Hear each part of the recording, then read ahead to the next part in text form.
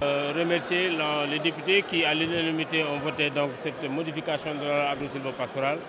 En réalité, il s'agissait tout simplement de la modification de l'article 45 pour permettre le passage de la loi sur le code pastoral. Voilà, donc c'est uniquement ça. Maintenant, peut-être plus tard, quand on aura fini l'évaluation, d'autres modifications pourraient intervenir. Mais vraiment, l'objet de cette modification, c'est pour permettre le passage du code pastoral. Alors, il a été beaucoup question de litige foncier, de l'accès aux semences, parce qu'on est en pleine campagne de distribution des semences. Où en est-on? Oui, c'est vrai, aujourd'hui, il a été question de litige foncier, parce que vous savez, agriculteurs et éleveurs, c'est toujours des fois la bataille sur le terrain.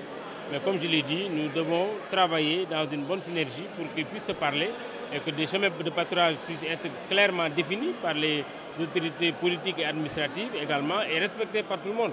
Et également qu'on puisse en même temps développer les cultures fourragères. Je pense que si on le fait, ça devrait permettre en tout cas d'atténuer les conflits, sinon de les supprimer carrément.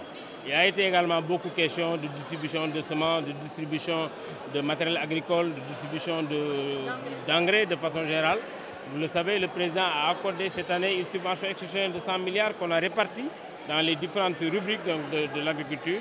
Aujourd'hui, ce que je peux dire avec assurance, c'est que déjà, nous avons commencé les mises en place. Donc au niveau pratiquement du sud, tout est mis en place. Quand je parle du sud, je parle des régions de Ziguinchor, de Kolda, de Sédhiou et de Kédougou. Pour Kédougou, déjà, les sessions se passent très bien. Et très certainement, ça va suivre au niveau des autres régions. L'hivernage est attendu dans la première quinzaine du mois de juin, donc très certainement on l'aura bientôt dans le sud.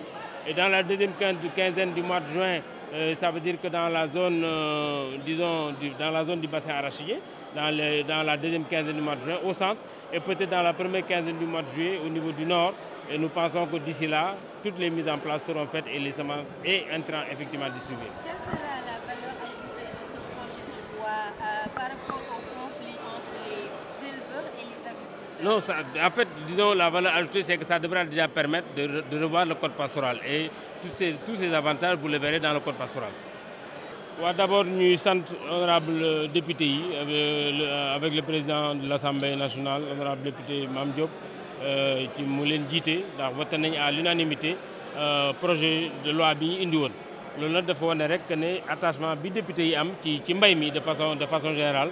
Donc le projet de loi bi maanaam dafa doon mën a permettre ñu mën a jàll ci beneen loi bu ñu tuddee code pastoral sans difficulté parce que tant que changé wuñ ko woon code pastoral du mën a jàll. Donc loolu moo taxoon ñu indi woon changement bi. léegi côté distribution semence fu ñu ci toll.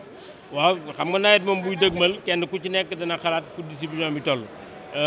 Déjà ren président Macky Sall dafa joxe enveloppe bu am solo muy 100 milliards ñu war ko séddale ci diggante intrants yi ak machine agricole yenn notamment machines yu ndaw yi séddale ko baykat yi muy montant bu am solo wax naa léegi que ne distribution bi fanweer ak juróom-ñeenti milliards yi mi ngi jëm ci wàllu engrais bi ñaar fukki milliards ak juróom-benn mi ngi jëm ci wàllu semence gerte bi ak yeneen ba mat 100 milliards.